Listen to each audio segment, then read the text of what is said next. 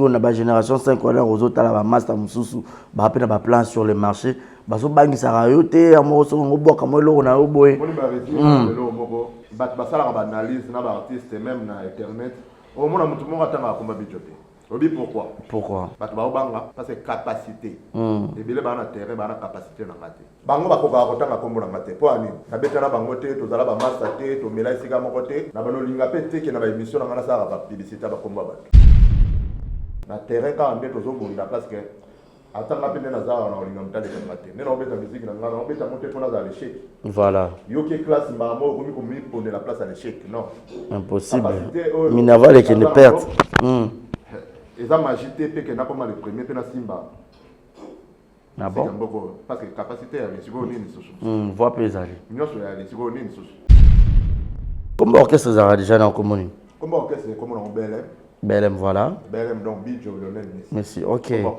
voilà la plupart au bazar on a ba danseuse na ba chantre tout bazar yo moko moto recruter bango to ba uta pe et va master mususu bon ndé ba yepa ngai ngane na recruter bango ko yembi na oyoki ke oza bon tout sûr mais uta ba place au bango ba uta assemblage na yedi formate autour na répéter on dirait ça intéressant voilà donc c'est intéressant donc ba va ça boulot Adamu asilikoli ya mbuma eba mwana na ngai aobuki ya ngai kila na makitani na bino na motoki nde ozwi lifuta kolunga yo lingaka a travailler pour vivre article 15 mama a travailler pour vivre ko vivre yo lukaka à travailler pour vivre.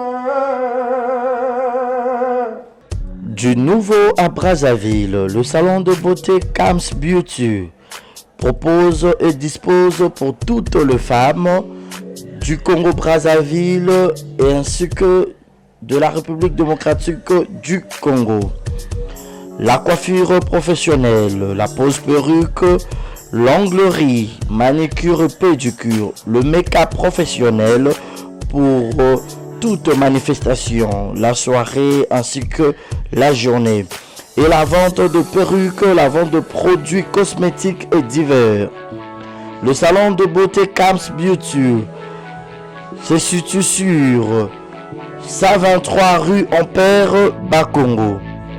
Le salon de beauté Kams Beauty se situe sur 123 rue Ampère, Bakongo. Venez nombreux, vous ne serez jamais dessus. Salon de beauté Kams Beauty. La différence parmi tant d'autres.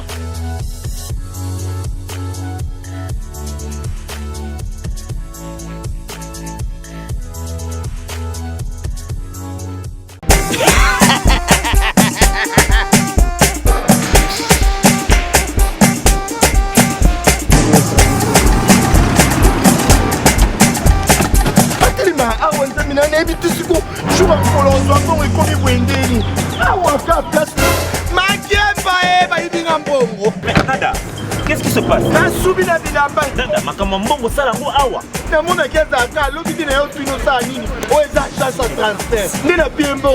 Nada, agence ya transfert na nzela. Ce n'est pas possible. Nada.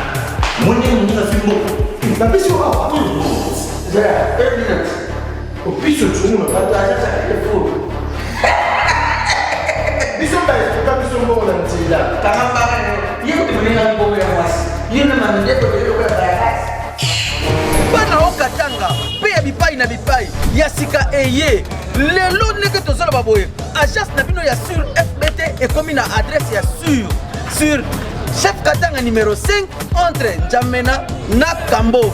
Yaya conseil est gratuit. Omoni makamba batanzela, botuki la batanzela, mais makamba transfert ya mbongo. Totuki lango FBT. Misalane Kazinjo. Koko che. Bazui. Soki pe kona bache. Tozui. Baso akaka. On sait jamais. Yama mini. Toki.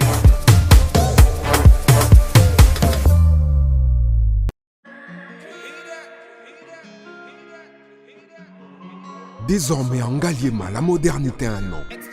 Salle polyvalente Exodus. Ngaliema a désormais une référence, une identité. Vous désirez passer vos séjours inoubliables dans un cadre luxueux où l'on vous traite comme un roi? Une seule adresse. Salle polyvalente Exodus vous offre des appartements sur mesure, climatisés, propres et un personnel qualifié pour de fêtes inoubliables, des cérémonies professionnelles et rendre un dernier hommage mérité et digne. Exodus met à votre disposition 2 grandes salles respectueuses. Dans la poto, dans la perruque à Kitoko, na Belgique, na Paris, partout aux alliés, Vanessa Airwig. Trocha numéro ni on a na scène na olo babonde de olo ça ma perruque on a bon mona ba sorte nyo sur ma perruque à Kitoko ba coupe ya milai Vanessa Airwig aza wana na prix moko abordable roso ma perruque na yo rocha robima chic robima ngebu. Bonsoir, bonjour, Bissekanos de Bozali, c'est moi, Brown Cosmétique. J'ai eu beaucoup de messages, Bazutunanga, au sol la canine, pour atteindre à la uniforme.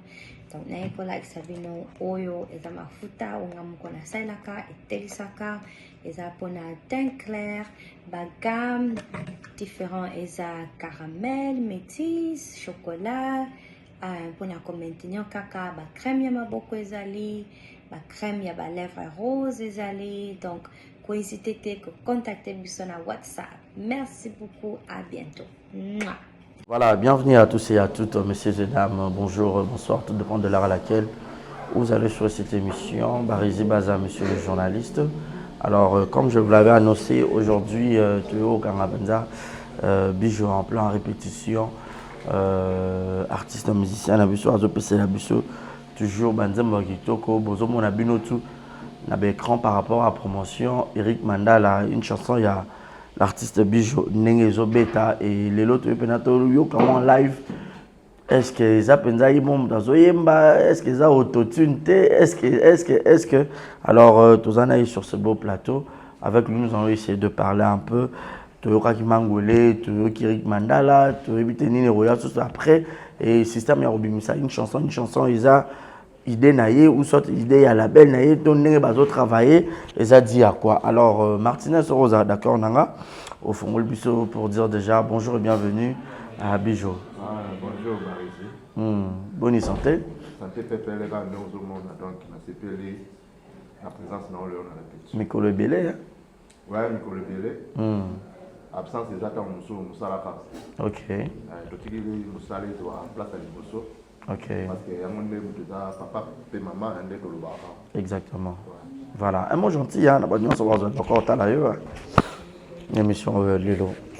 Un mot gentil, na batunyo so balingarayo ou bazol bakor tala Lilo. Ouais, donc on s'adressé à on a pas congolais. On a la donc Bijou Lionel Messi na qui na ilo Liboso. Au titre na moi comme Mangolé.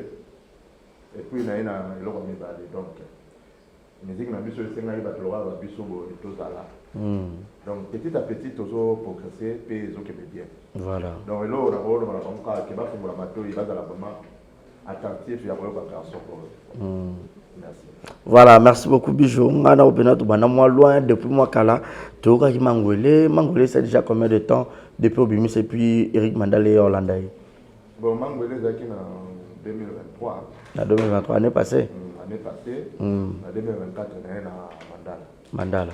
Mais est-ce que Mangolé pour na yomo est-ce que capter pena public nion so ba accepter pena Mangolé pour que oye la Eric Mandala Mangolé vraiment semblable pour nous mais comme ça t'es dans non genre raté ouais Mangolé premier kotaki OK Mangolé kotaki parce que après les alaki la manière beaucoup tana ba bazo la chanson oui artiste a autant place côté donc tant ayaka aya le quoi imponi mais naza ereke nzembo na ngali boso pena etekanga yeso na otambola ba benga Bijou tala so bala kisio ina na TV donc stratégie on appelle ça stratégie mo boye que biso mo toza conscient que artiste wa zo kumba makambo a utapa werate a utapa JBT donc mutazanga papa na maman na ndole donc ya au final pena on dirait zanga il fallait promotion na biso ezala différent na bateau déjà bazaki na forme babima voilà OK pour forcer qui pour ça la promotion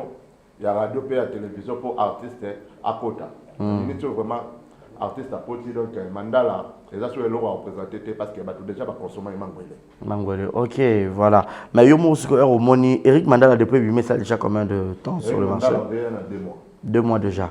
Mais niveau il y a accélération, il y a promotion, on habite vous accélérer promotion makasi, les cabo. Aux hommes on a clip les canards par-ci par-là. Au moni ndena auto le manuka pour la Mangwele. Ouais. Biso promotion na biso ndena iseko que tout ça la promotion na biso ya mbangote mais toujours à la présent il y a précité mais tous à la présent et tout ça les locango et à la bien pour tel clip au monde appelle que non tout ça là qui a mon na ba critère bon et puis promotion ngo faut à la non aux hommes les autres à la donc pour bijo a outil orchestre mo tende na auto le bar donc promotion il faut vraiment la makasi pour artiste à côté de ce makasi. Voilà. Mais le lot musique n'a biso terrain comment ben trop glissant hein n'habite bijo. Alors moi mona le lot ba musicien peut baser belé surtout la génération na yo trop place déjà la 40e génération. Bon, il y a la génération 5 on dirait ya moi. Si on a ba génération 5 on a aux autres la master mususu ba pe na ba plan sur le marché ba so bangi sa rayote amo so ngoboka mo lo na oboye. On ba reti le lot moko. Mangwele ebeta ina na TV. Voilà. Ngai moko artiste na zo ba retour à Mangwele. Mais au monde que basala ba analyse na ba artiste même na internet, au monde mutu moko atanga komba bijope. Obi pourquoi? Bato ba obanga parce que capacité. Et bile ba na terrain ba na capacité na ngate. Ah bijou. OK, si ça na voilà. Réalité. Bango bakoka kotanga kombo na ngate po ani na betana bango te tozala ba master te to mela isika moko te ndela otolo banoka voilà et pas la bango na zapelo kwa mpai na bano linga pe te ke na ba émission na ngana sala ba publicité ba kombo bato OK parce que ngai mutawolo belanga zate siko bino ba journaliste so boy pa na ngabo zo imposer ngala tanga ba kombo ba te toza imposer te tozo solo là eza pe ka funa yote na ba émission bino na sala ateta bango ba ko tanga kombo na ngate mais eza na jour ba otanga yango ça mutati ndaba voilà na za clair ngala ta hypocrite na on na otanga ba kombo ya batete mais étant que musicien vous aura payé liba couper yo ka pe bandeko mususu surtout à 5e génération normal yo ka batete na éviter expiration et utaka entre biso c'est ça bilo akala oyoki pe mutu mo bo expiro elo mo bo voilà parce que net yo na 5e génération bo yo ka net nan moni na be go yo suka na ba otanga ba kombo ba non vite fait kaka vite fait. Bon, on a tout tout hein. Ça peut être dans la partie petite. Ngai naza wengeme nazali fan ya maison mère. OK. Mais ya empêcher ngai te na yoka ba musique nyonso parce que ba ça musique na bango bien basé belé. Ba imba bien basé belé. Na terrain ka ande tozo bunda parce que atanga pende naza na olinga mtale ka mate. Nena obeta musique na ngana obeta monter pour na l'échec. Voilà. Yo qui classe mamo komi komi pour la place à l'échec. Non. Impossible. Minava les qui ne perdent. Et ça m'a agité que n'a pas mal le premier pe na simba. Na bon. Parce que capacité à les secondes ni sous. Voix pesale. Nyonso ya les secondes ni sous. Bon, mais na ça na bandeli ya carrière. Na la deuxième chanson nga. Donc les autres ça déjà que na ils ont promettre voilà. Oui, na za mutasika mais na zo poussa na petit à petit. Na zo kota malé. Si je me souviens surtout kara que déjà na banda qui na kit. Voilà, c'est ça, c'est bien déjà. Mais sinon l'idée à Obi Misaraba une chanson ils par rapport il y a début tout le monde a peu musu na début à carrière. Abani maman soit ta salle EP à 6 chansons. A signé maman a bimi certainement quelques chansons belé mais yo bimi si comment ça système ni wana bon c'est ça na le baké album eza album eza ba single té OK eza album mais to banai na Mangwele le roi artiste a déjà connu té il fallait to yana on a eloko moko to yana biloko 10 mbala moko té OK pour ne pas y tout là sur le marché voilà pas consommer artiste OK donc on va nous présenter bango album donc on dit surtout yana mandala ndé to yana mandala on a asi tokomi ko kiende siko vitesse pour album et ça déjà combien de chansons et puis combien d'albums comme album ezaka comme na Mangwele OK ah voilà oui comme album yango donc tout ça déjà na ba travail donc kalamini tete aussi ça et puis tant mso na ça le déplacement après album et bimina ah mais déjà ça combien de chansons na 4 bon ezali 14 mais na moni yango on dirait l'équipe n'a ébélé, on a ébandé la carrière, donc on a d'autres chats à 10 oui chansons, on a dégénéré. Et le moment où il y a un combat.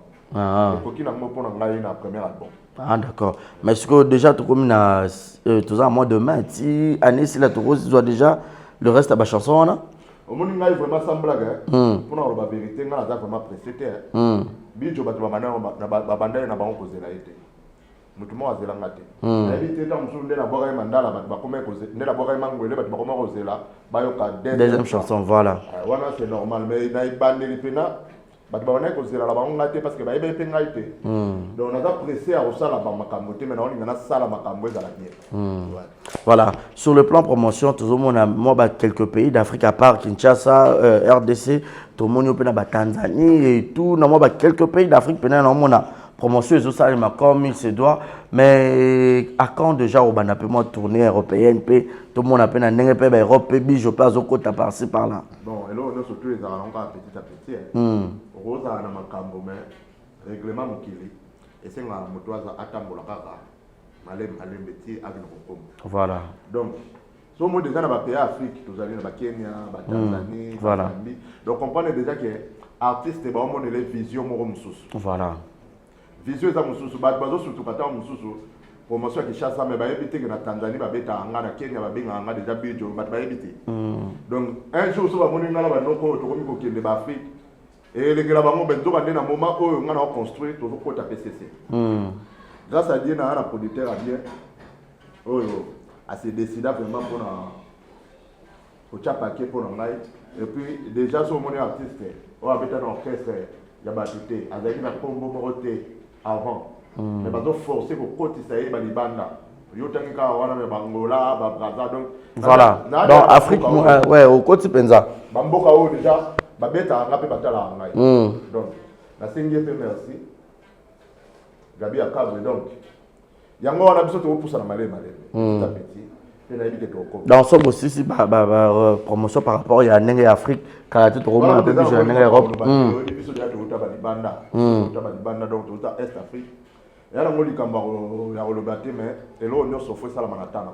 Tant tant ngwe ya et au sala. Voilà. Parce que maman ça nous tout bazar bazo accompagner. Comme orchestre ça déjà dans commune. Comme orchestre comme on belle. BLM, voilà. BLM, donc Bidjo, Lionel Messi. Merci, ok. Voilà. La plupart au bazar, on a des danseuses, on a des chantres, tout bazar. Bazar, yo moro muto recruter, on to baruta ou taper et va master musus. Bon, on débat pas la ngai ngai même la recruter bango. Pour yembi na oyoki ke oza bon. Tout sûr, mais pour uta ba place au bango baruta assemblage na yedi formaté. Autour na répéter. On dirait ça intéressant. Voilà, donc c'est intéressant. Voilà, et les lots déjà n'ont promotion qui est bien, banzemo déjà comme au côté pendant la mitoire public, car la tête au moment où je pars moi signer peu, ah moi j'étais moi ni moi ma place mon père moi Gaïa, puis je peux acheter paf battre baé yo kaopé en live. Et ça lango et leur gravité. Pour la salle déjà na beta total libanda na site beta kana à l'époque l'intercontinental. Donc, les gens ont apprécié, mais chaque chose a son temps. Au monde calme, mais pas pour ça parce que si on a un apprécié, on a un forcing, on a un donc, petit à petit, on a pour ça. Donc, ça veut dire petit à petit, on a pour ça. D'accord, petit à petit, botala on zama bomé bangolo pe to mona pe bi je pas signer arena lelo marambo misomo na bandenga balibanda na to moni pe po lelo batube batu na so ba est-ce que voir on a bi tu abimisara ezara studio tu as live mais bon moni to kangi en pleine répétition bozo rapenza que question na batu na bango to surtout ba journaliste et puis que je star pas tout na déjà question voilà na éviter siko ba mona ni no ele kana studio ya magie kababa studio ba baxé no be piste ya on mona na ba live boy en plein concert on mona mo Elia ba monsieur Belé merci Nanzambe parce que mboka na biso et mboka mo boy nzamba pesa biso grâce wana ya musique ya na kata makila donc on mona que ba chanter Belé ba bima on moni pe que le Bidjo aye koni mo boy aye mais na musala ya bakokoba nde na lobaka na nga mwana mokie ntango mosusu na age mais mosala na ngo ya musala bakokoba donc bakongolais baa na chance ya komona nga ya kozwa pe grâce motu moko a produire nga totala oyo eza liboso. Voilà. Et surtout voir nos bim ça rappelle il y a deux fins pépé calé au travail mingi to eloko oyo bato batuna nga trop nga ntango nayengi na ba 14 à 15 ans na bana interpréter pépé calé. OK. Ba age amuke natikala pe archive na RTNC mais mpona loba pena ya solo nayoka pépé calé pe na teke na fan de la voix pépé calé na bana kolanda na biso katengamisa monoko nga natengamisa non nde yaka nango kaka naturel. OK. Nde yaka naturel mais malgré na interprété mais nga na travaille à 3 personnes donc général de Fao maître Madilu système na pépé calé donc bango misa personne moni na bimisi image à mutu moko donc comprendre ça que baba maître na moi capé la race à pépé calé vite fait rappelle la pépé calé ah n'a habité chanson choix Adamu Adamu asilikoli ya mbuma eba mwana na ngai aobuki ya ngai ekila na makitani na bino na motoki nde ozwi lifuta kolunga yo elingaka atravaille pour vivre article 15 mama atravaille pour vivre kovivre olukaka à travailler pour vivre. Merci. Ah, vraiment. Oui, nazomi na ogi na mawa. Na kanisi maman bébé calé. Tu as ma chair de poule.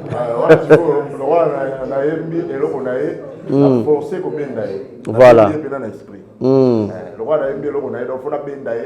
N'a pas mis sa peine le corps. Mais est-ce que Nanze Mandala paye Bimika Kashiwan? Mwandambwa. Surtout na côté moi montant ils atakala ya monsko zo mataboye. Moi mukie kaka. Au sens où na Mandala, sur la na Mandala. On dirait Nakimi parce que côté à Badosie na côté Saki amisinzawe ndokande kompa nyango ya bandananga mbandatala badosie harmonie kombo a Messi est-ce que akondima toi ko rejeter badosie anangai kokanisa te chambre kakande tatami professionnel yokoki pe kolala no atana douche bokoki pe kosilana atana canapé meya nteka Patrick Mpedie nzoka ndebi elenge fanda kalabi kiedina ndikaye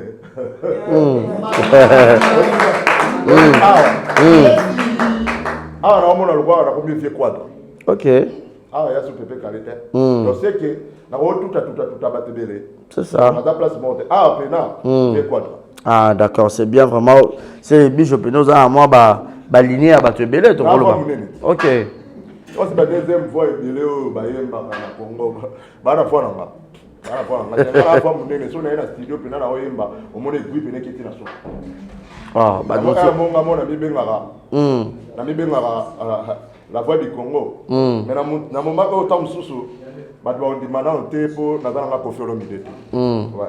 Voilà, c'est bien donc batebele ba ondimate mais sinon déjà bonne chance pour la carrière biso tout la route de Zaranayo aux autres qui est déjà bien donc promotion peut continuer très kitoko Eric Mandala pour continuer au consommer et na ndenge ya ba internet ba ozongo ndeni en fait. Déjà il y a déjà déjà. Et bimai déjà. Déjà ba sur internet na ba plateforme na ba plateforme tout voilà. Donc vous continuez à consommer titre Zara Eric Mandala bijou. Eric Mandala ouais, Eric Mandala. Voilà. Donc boluka yango bo somba bo consommer on ça là très bien. Mais sinon bateau bazana on a katia Belém déjà bango quand on travaille na bango mangolais bango na posa bango quand Eric Mandala depuis bande mutalongo ta. Oui bi ba départ on a quatre orchestre na Kinshasa ezala un moment normal. Ceux qui bo tambola ba parcelle mbelo ekomi différent. Beaucoup comme on a voulu battre que na bande na bateau bazana bango ancien bazana bango mais ba msuto o recruter pe mtumso ko kende tika la pe bon te bo recruter mtumso voilà Voilà, net n'est pas bâtard. C'est un chef de Nabangwa. Au bazar, c'est Micho. Ah, Micho, bazar. Pour ça, non. Moi, une question. Ça va bien, Micho. Donc, vous avez depuis Mangwele, tu sais quoi, Azara? Ouais, Azumata. Voilà, bonjour, Micho. Bonjour. Voilà, maintenant, ça va retarder partout. Vous avez l'idée, on a Bino, Bijou, Lionel Messi. Vous travaillez Mangolé, vous travaillez Péric Mandala. Yo mo ozomona ndenge bozomata na place bokuta na place bokomi ozomona ndeni. Donc ndenge to okende déjà normal. OK. Donc to bandaki mukie to mata donc normal vraiment ça va. Ça c'est comme un mariage qui m'orchestre. Na ki mapwani na bandaki ne bandeli il faut continuer kaka. Naza kaka. Voilà, merci beaucoup. Moi une personne, moi salutation.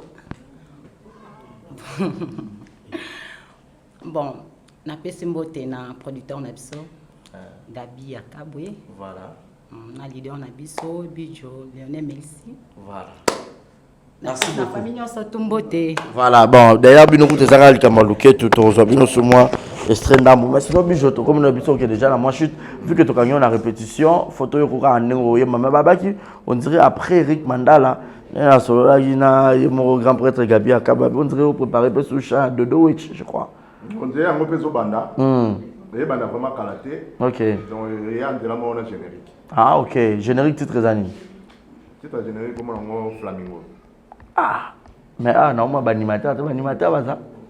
Bon, animateur baza na bango mais yo ebinga na tabara mingi. Babilo musu bango ya travailler après. Le roi flamingo oh, mtabwa ki 80% ya ngamo. OK. Ngamo na boy 80% donc bango ba travailler ngodo et kota. Mais sinon ba dire mon ebele yo mo mutoko mara ou comment? Bon ba dire mon mususu na yeba reza ngate mususu ngamo na komaka. Donc tembo na bandela mo carrière ya tembo ya Eldorado. OK. Mangwele ya tembo Eldo Mandala ya tembo na ngamo. Ah d'accord. Dodo wechi oyo ya ezapende ba Eldo. Ah d'accord, c'est bien. Toko ramo extrait ya Dodo wechi. Dodo wechi. Ba oyiba. Ate non vraiment non ko oyiba mo sikote. Moni attendez na petit live wana. Na yembe Eric pour nini Eric ya déjà a marché voilà. Donc babilo musu fo bombana. Voilà, tu as répété, na habité, bon, proposer, biso sous nous monini, poto zongo moi, exclusivité, puis live, et puis, to kabwana biso na habité, batunion sur batalio, au yeb sabangonini, et puis, ce mouton a besoin, à pas soutenir sous bijou na bandenge belé, parce que musique est un soutien, et belé de part et d'autre, ma beaucoup fait à belé, au yeb sabangonini, au basu, bakwa otala olelo. Donc, na olobaka, et puis, surtout, na moment où musique est comme moi compliqué. Ouais. Musique est comme vraiment compliqué. Très compliqué. Terrain comme trop glissant. Presque là, nous. Les lots presque à Zarani sont au milieu du village. Là, on finit à tenir la réalité. Tozo, mona, voilà. Tozo, là. Et comme moi compliqué, donc pour la biso, mais tu les maté. Tu les maté, tu bundakaka. Donc, petit à petit, on a vu que Zambaoso. Voilà. Voilà, quelques dédicaces, hein, la bâtiment sur la table. Dédicace, la PC, quand la grand-père de Gabi Akabwe. Ouais. Il a vraiment la boîte a été, mais quand même la boîte qui. Et puis, il vient Ibrahim Limo, honorable, Eric Mandala, la Maria, papa Erika, et puis Jojo Mandeki, ma pata, Banclaise, grand prêtre, et puis,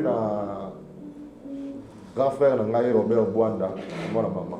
Voilà, merci beaucoup. Bon, pour poser Bissonini, pour tout remettre parce que dans ce cas, il y a un refrain, il y a Mangolé, Eric Mandala, Mobimba. Voilà. Sinon, merci beaucoup. Vous étiez tellement nombreux à nous suivre. C'était l'artiste Bijo Lionel Messi. Toranga qui est en plein répétition, Topanzamon, Teketo Solo là.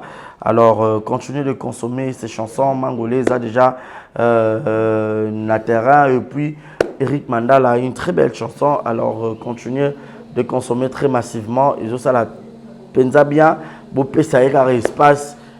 Bon, ça décide pour vous. Il y aura déjà vos Ezali, orchestre Ezali, chant Ezali. Donc, bon, ça aura espace. Bon, autant dans les jours à venir. Donc, je vous laisse suivre encore quelques morceaux pour que Tokamana. Donc, merci beaucoup à Martinez. C'est parti, play.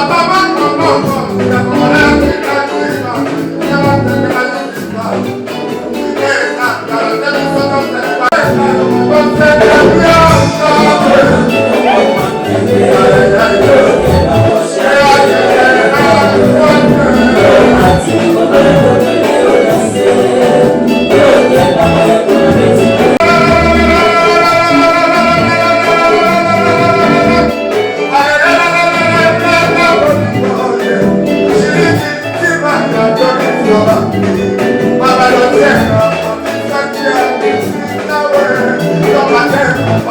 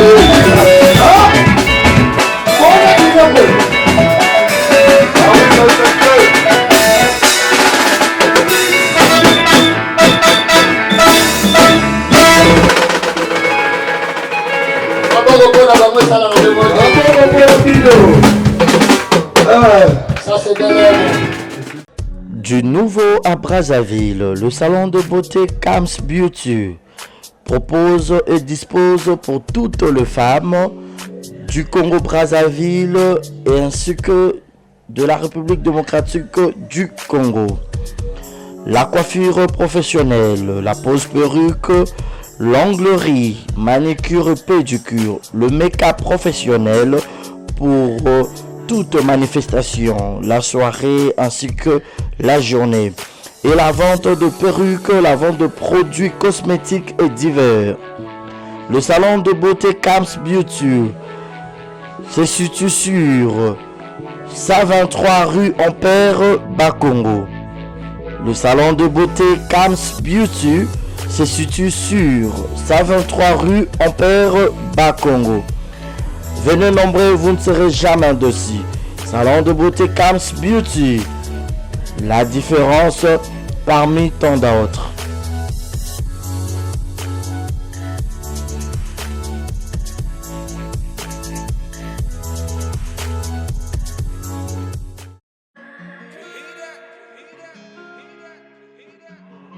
Désormais en Ngaliema, la modernité a un nom. Salle polyvalente Exodus. Ngaliema a désormais une référence, une identité. Vous désirez passer vos séjours inoubliables dans un cadre luxueux où l'on vous traite comme un roi? Une seule adresse. Salle polyvalente Exodus. Exodus vous offre des appartements sur mesure, climatisés, propres et un personnel qualifié pour de fêtes inoubliables, des cérémonies professionnelles et rendre un dernier hommage mérité et digne. Exodus met à votre disposition deux grandes salles respectives.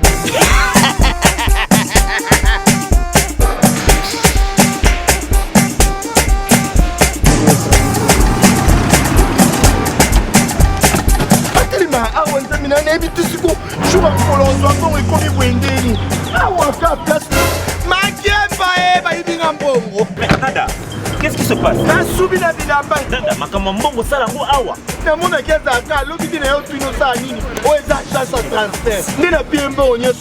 agence ya transfert na nzela.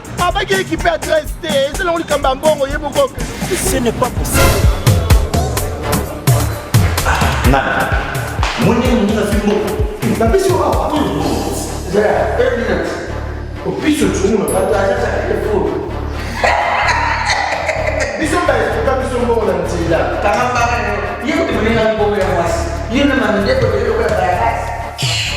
bana okatanga pe ya bipai na bipai ya sika eye lelo ndenge tozala baboye agence na bino ya sur FBT ekomi na adresse ya sur chef Katanga numéro 5 entre Njamena na Kambo.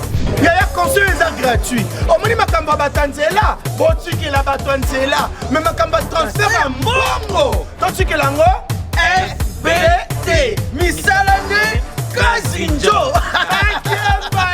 Koko che. Bazui. Soki pa kona bache. Tozui. Baso akaka. On sait jamais. Yama mini. Toki.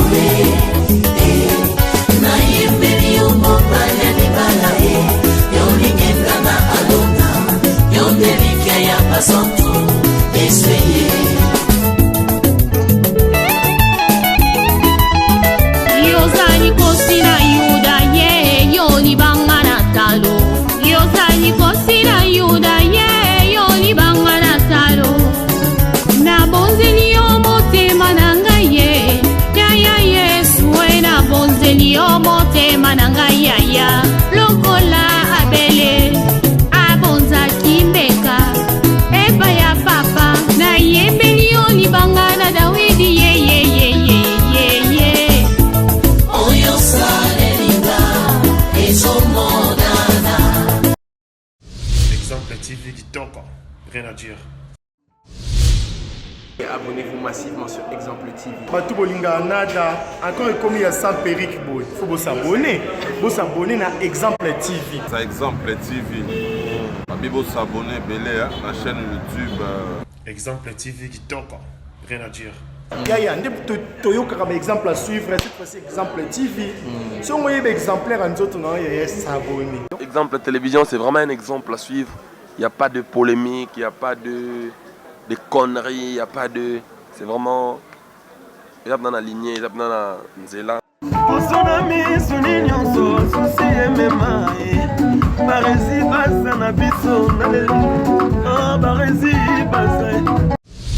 Exemple TV qui toque, rien à dire.